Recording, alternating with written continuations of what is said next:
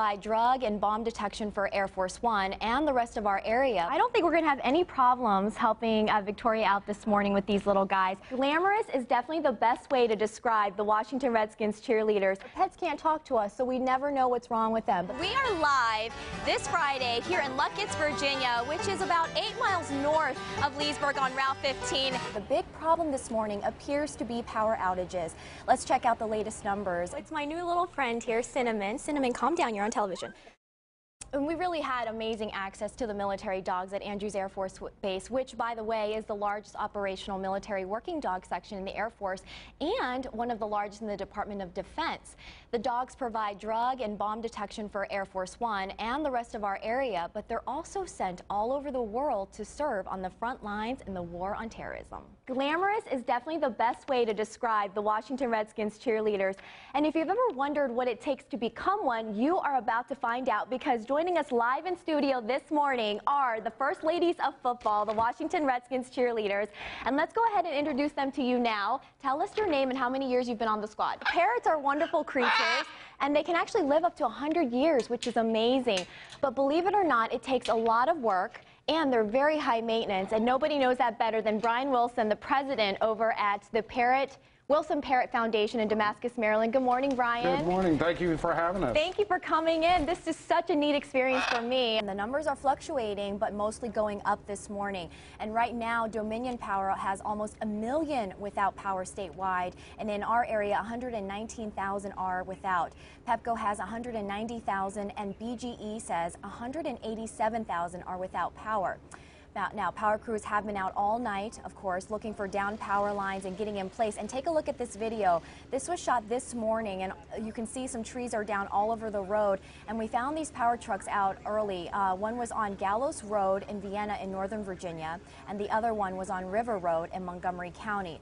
Now, as the hurricane moves out of the area, Arlington County is starting to assess the damage, and we're getting reports of traffic lights out in some places. And police, of course, stress whenever drivers come up to an intersection without traffic lights, you need to consider it a four-way stop. Very important. Now, several roads are closed this morning in Arlington, and they are right on the screen there. The 2700 block of South Hayes Street is closed. The intersection of North George Mason Drive and North Park Drive is closed, and then North Columbus Street is closed as well, which is near Washington Boulevard, and North Quantico and North 18th Street is closed as well. We also have this amazing video of a tree that fell into a house on Rodman Street in the district this morning. Our crew went out there and shot it. A DC fire first got a call of a building collapse, but when they came out, they just found the tree on the house. Now, I understand there were some occupants inside the home at the time, but they were rescued safely. Hey, everybody. Good morning to you. I'm Annie Yu, filling in for Holly Morris today, and we are live this Friday here in Luckett's, Virginia, which is about 8 miles north of Leesburg on Route 15, and you can hear we're being serenaded by the Ernie Bradley and the Grassy Ridge Band. They have been awesome. Ernie Bradley actually grew up in this area and started playing 38 years ago, which is how long this fair has been going on. And the Luckett's Fair has really become a summer tradition for the area. It really brings everybody together for a good, clean fun, and who doesn't love the fair, right? So throughout the morning, we're going to be talking to some folks that are involved with the fair and why it's so important for this event to happen each year, as well as talk to some vendors to show you some of the wonderful things that are being featured. And I'm really looking forward to this hand-churned ice cream, because I've never had homemade ice cream before. And if there is a way to bring some back, you know I will, Tony. So we're now on the plane, and the crew has been very good to me. I'm strapped in really tightly, and I've got my headset on, and I've got this warm coat because it's really windy, as you can see my hair. Again, fashion had to take a back seat on this assignment. Bonanza 6066 Sierra, flight of 2 is ready. 16 left.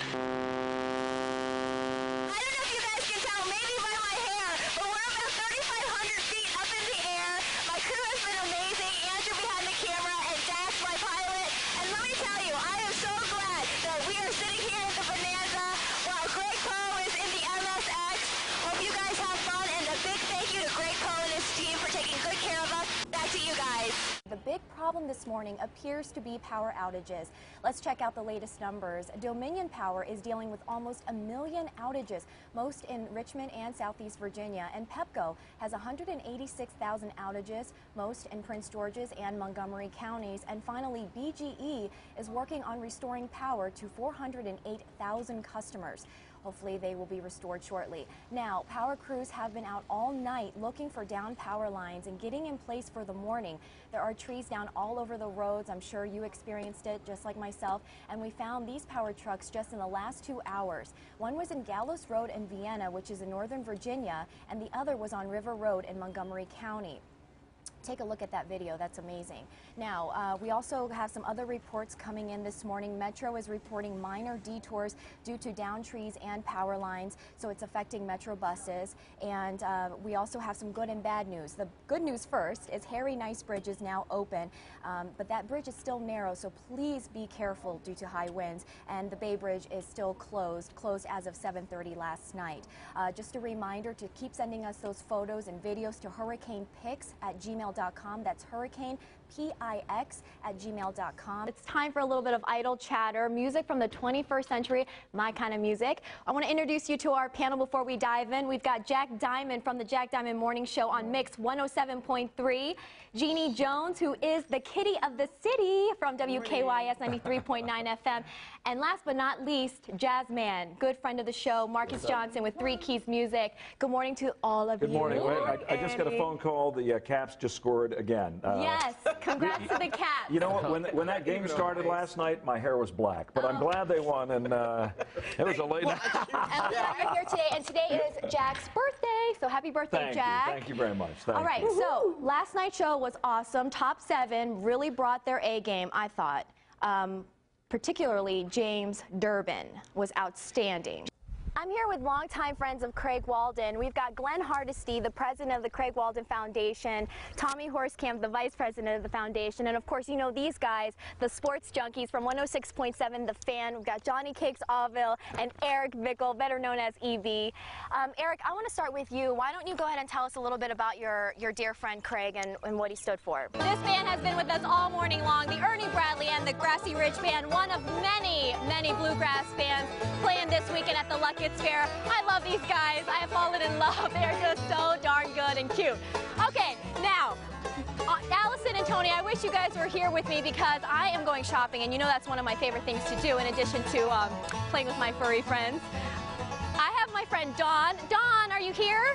Yes. Hey, Dawn. Hi, Glenn. This is Don Cockley, everybody, and he travels all the way down from Pennsylvania, and he is one of many vendors that set up their antique shops here. And I want to point this one out here real quick. This book right here, guys, was published in 1850, right? Yes. And now, obviously, it's in kind of, you know, I guess vintage condition, but these are just one of many things you can pick up here. Don, what are some really cool things, and where do you get these antiques from? Well, public auction, estate sales, other dealers that know I specialize in something. These are old printers' cuts, what they would have used years ago in like 1890, 1920 to actually print advertisements. Gosh, we've come such a long way. That's amazing, and there's a whole box full of those. Yes, we have. So this is really, really cool. And what makes an item, I guess, an antique? Well, a true antique is handmade, 100 years old, but today a lot of the things that we're selling and people are really looking for are vintage. Right. They want it because it fits a use, it has a nice look, still functional. Yeah. More than the age. Right. And some of this stuff I told you earlier was that stuff you can find at the mall nowadays, especially like, you know, Pottery Barn or whatever, where they actually make things a little more vintage looking. And so if you come here, this furniture here you haven't touched, right? You bought as is, and how old is this stuff? Well, there's a number of things like this printer's cabinet, that's from about 1900. Some of the other things like that cupboard back there, that's from around 1920 probably. Then something like the corner cupboard back there, that's old shutters repurposed into a corner cupboard. Yeah.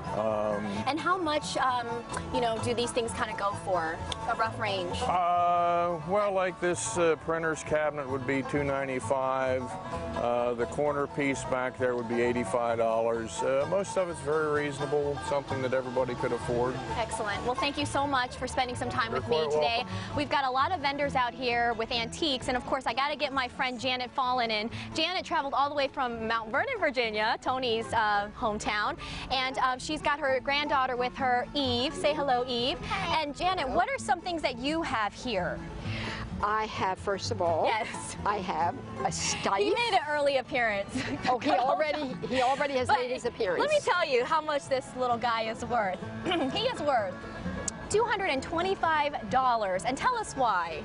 Because he is 1950s, he is extremely collectible, and any stife is so well made. They're the premier of stuffed animals. Yes. Now, if I had brought $225 in cash today, this little puppy would go home with me today. No, because but I will it's negotiable. Oh, okay. Oh, we'll talk later. But I'll make this available for all of you guys heading out here this weekend to the Luckett's Fair. If you plan to head on out, make sure you log on to myfoxcc.com for the website and more information. And I just want to thank everybody in this town. I kept saying it all morning long that everyone's just so friendly here, and that's really the vibe that you get when you come out here, right? Absolutely. So it's a summer tradition going into its 39th year. And I hope all of you come out and enjoy everything that this place has to offer. I loved Halle Berry. First of all, she's a beautiful woman already. She could be wearing a garbage bag and she would look stunning. But the Marchesa dress in nude blush pink with like all the tulle and the lace, it was amazing. And that train is gorgeous too. I loved it. And this spring, blush pink is big. I think it's actually more of a blush pink than nude. But I like how simple she went with the accessories too, just the diamond studs. Right. Nothing too, crazy here, because the dress itself is gorgeous. When Jamila isn't cheering on the sidelines, she's a senior account executive in the Redskins premium ticket sales office. She also teaches and serves as a role model to the first little ladies of football. Meet Lana, one of the many military dogs based out of Andrews Air Force Base. She serves in the fight against terrorism, which can be anything from security sweeps to checkpoints and to suspect searches. The 11th Security Forces Squadron K-9 Division had me get into an attack protection suit. Any questions? No. One in first. I'm scared. That ain't better? Yeah, I guess. Okay. All right, let's head outside. We started out with a technique called the bite and hold. The bite and hold wasn't too bad, but if you're a suspect on the run, trust me, you are going down. And as you can see, my neck and head are not covered, and that's because the dogs are trained to attack just the limbs. This is only a glimpse of a seasoned military dog, but it all begins with basic obedience training. If I get in my older age and I can't run after a suspect as quick, I don't care how fast you are, you're not going to outrun the dog. Hospital dog, get him! The dog is actually used to bite the suspect. Good girl! And hold them there so that the handler can get there and apprehend them. Do not move. Do not move. The foundation for everything that we do is basic obedience. If you can't get your dog to sit, then how are you going to tell your dog to, stop from biting somebody? Depending on the dog, they must undergo between 30 to 40 days of training before they're ready to work. Dog out. Lana is a 3-year-old Belgian Malinois. She's been partners with Staff Sergeant Joseph Stoltz for about a year, and Stoltz says he relies heavily on Lana's searching skills. Their noses are stronger than ours, of course. Their ears are a lot better than ours. Being able to work with a dog every day it's always something new, something different.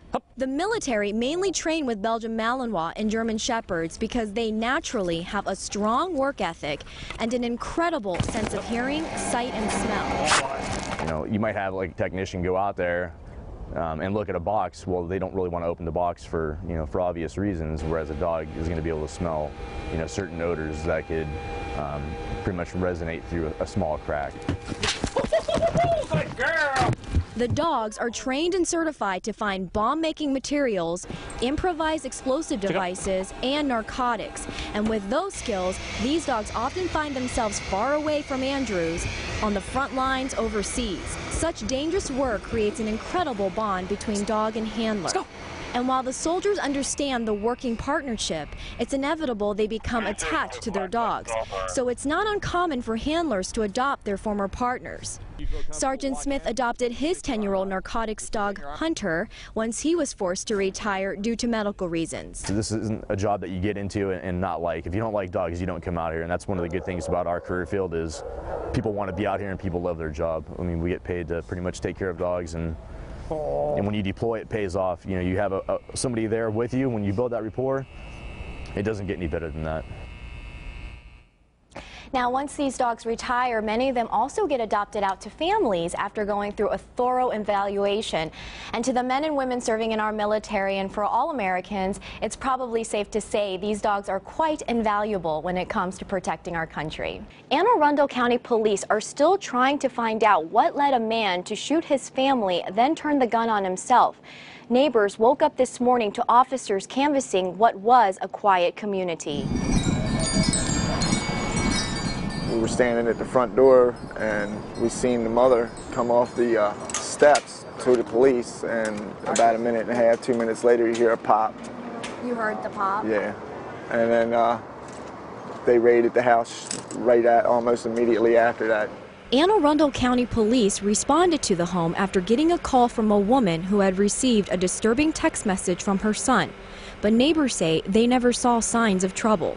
And there was no indications that he was depressed or going through anything, you know. It's just, I don't know, it's just crazy, you know. Like I say, they were great people. They're a very, very respectful family. That's how everyone in this patriotic and tranquil neighborhood describes the family that lived at the 600 block of Wood Street in Brooklyn Park, Maryland. But Sunday morning, behind closed doors, officers discovered the bodies of an adult female and 2 teenage kids, along with a man suffering from an apparent self-inflicted gunshot wound. Neighbors say there's no history of domestic violence and no clear indication of financial hardship. So the question is, what went wrong? I was especially surprised because, like I say, we sat at the neighbor's house just the other evening when we were talking about his motorcycle, and he said, yeah, I'm going to get a new one. And I said, well, I'd be interested in the one you got. He says, oh, man, you can have that bike, Kevin. I said, I'll buy it from you, you know. He said, no. He said, yeah, don't worry about it. I'm getting a Hayabusa, you know. And my brother-in-law and him were supposed to go pick it up today. Plans they never carried out. The tragic news is bringing the close-knit community even closer. We're going to go get some flowers and some candles and a cross and just put down on the steps just for the remembrance. Investigators are not releasing the names of the family members. Annie Yu, Fox 5 News. You would never know 2.5-year-old Colton is recovering from being shot just days ago. Given his outstanding personality, the staff at the Washington Animal Rescue League say he's bouncing back and on a quick road to recovery. Dogs are incredibly resilient, and he is a poster boy for resilience right now. And we actually believe that he'll be a normal, happy dog. But sadly, the retriever mix isn't used to having a normal life. He often lived under a woman's porch in Hardee County, West Virginia, just down the street from his real home, which isn't unusual in that part of town.